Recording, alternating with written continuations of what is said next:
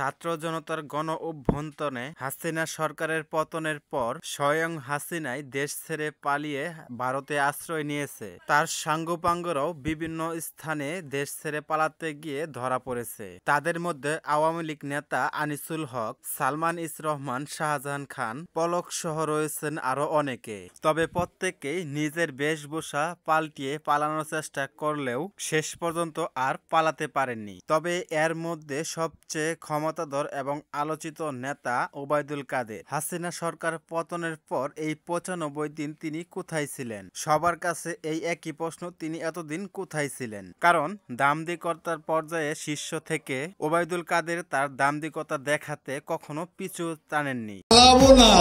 প্রয়োজনে ফখরুল সাহেবের বাসায় গিয়ে উঠবো। শেষ পর্যন্ত খবর প্রকাশ হলো আওয়ামী লীগ নেতা ওবায়দুল কাদের সড়ক পথেই কলকাতায় পালিয়েছে।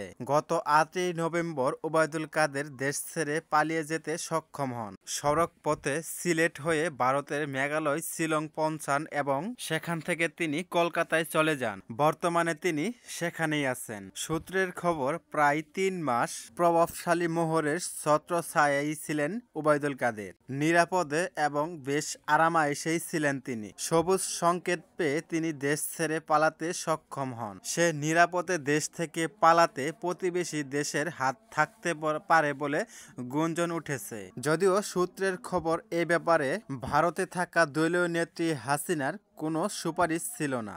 ওবায়দুল কাদের বাংলাদেশেই গত ৩ মাস ছিলেন, কেন তাকে গ্রেপ্তার করা হয়নি? কিভাবে পরবর্তীতে বাংলাদেশের সীমান্ত অতিক্রম করে?